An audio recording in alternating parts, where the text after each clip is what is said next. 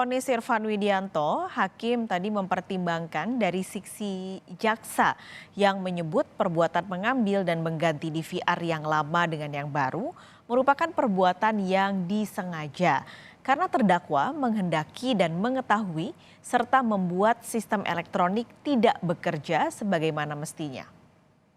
Menimbang berdasarkan alat bukti keterangan saksi Aris Julianto, saksi Cuk Putranto, saksi Baikuni pada tanggal 13 Juni 2012, selanjutnya the unit DVR sebagai sistem elektronik yang salah satunya berisi hard disk telah dikembalikan Cuk Putranto melalui saksi Baikuni Wibowo kepada terdakwa. Kemudian terdakwa menyerahkannya kepada saksi Rifaizal Sumual.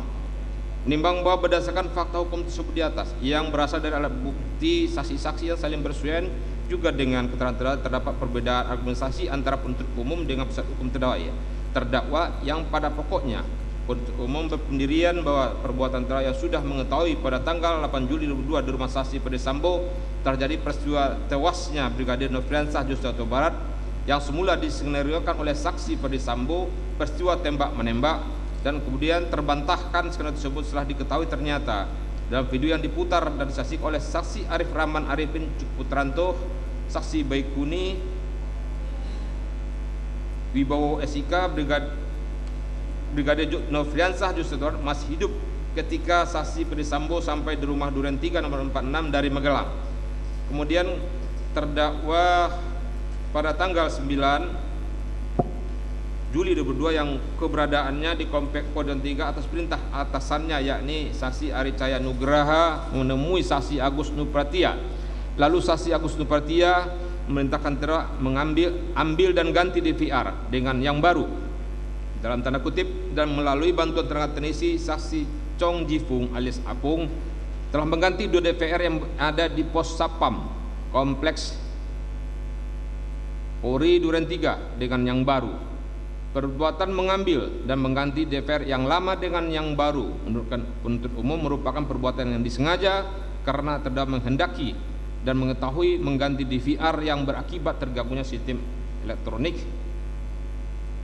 dan atau mengakibatkan sistem elektronik menjadi tidak bekerja sebagaimana mestinya, sedangkan penasihat hukum terdakwa serta terdakwa berpendirian perbuatan telah mengganti DVR tidak merupakan perbuatan sengaja, tetapi justru membantu tugas penyidik.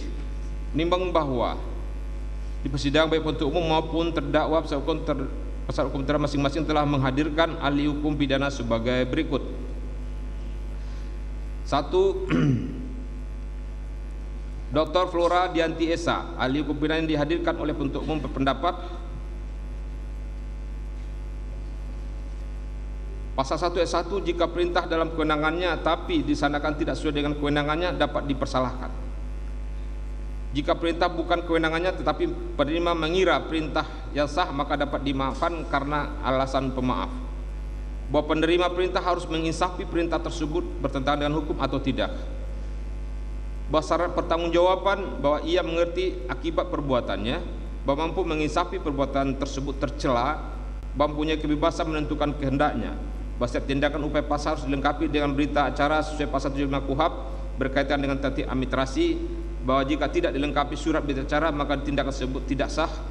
Alat bukti elektronik diatur khusus di Undang-Undang ITE dalam pasal 5 Undang-Undang ITE, pasal 33 Undang-Undang ITE termasuk dalam delik material, pasal 32 Undang-Undang ITE adalah delik formil. Bahwa unsur tindakan apapun sifatnya terbuka yang pasti akhirnya sistem elektronik terganggu tidak terbatas di unsur pasal 32 Undang-Undang ITE, bahwa penyitaan diatur dalam pasal 8 KUHP pidana yang harus seizin ketua pengadilan setempat, dan dalam pasal 43 Undang-Undang ITE juga mengatur bahwa penyitaan harus atas seizin ketua pengadilan setempat. Bahwa pasal 42 dan pasal 44 KUHP mengatur penyitaan harus ada tanda terima, bahwa penyitaan bisa dilaksanakan saat tahapan penyidikan, bahwa dasar penyitaan harus ada surat perintah, bahwa unsur setiap orang terkait dengan pertanggungjawaban harus memenuhi kriteria ada kesalahan memenuhi unsur-unsur kaitan dengan pasal 44 sampai 51 KUHP pidana, bahwa tanpa hak merupakan bagian unsur dari melawan hukum. Jika melakukan tindakan tidak diberikan hak sudah melanggar hukum, yang tidak diberikan hak atau tanpa hak sudah melanggar hukum itu sendiri. Bahwa mens rea adalah unsur kesalahan kapan kesalahan itu ada, berkaitan dengan pertanggungjawaban pidana, dolus dan culpa, berkaitan unsur psikologis apakah menginsafi perbuatannya, merupakan perbuatan melawan hukum, artinya mensrea adalah niat jahat atas suatu perbuatan, harus ada pada tujuan perbuatannya. Bahwa jika seorang tidak mempunyai niat jahat tapi punya pengetahuan dan dia melakukannya mengetahui akibatnya dan bisa memastikan pasti terjadi atau mungkin terjadi, maka bisa dihukum.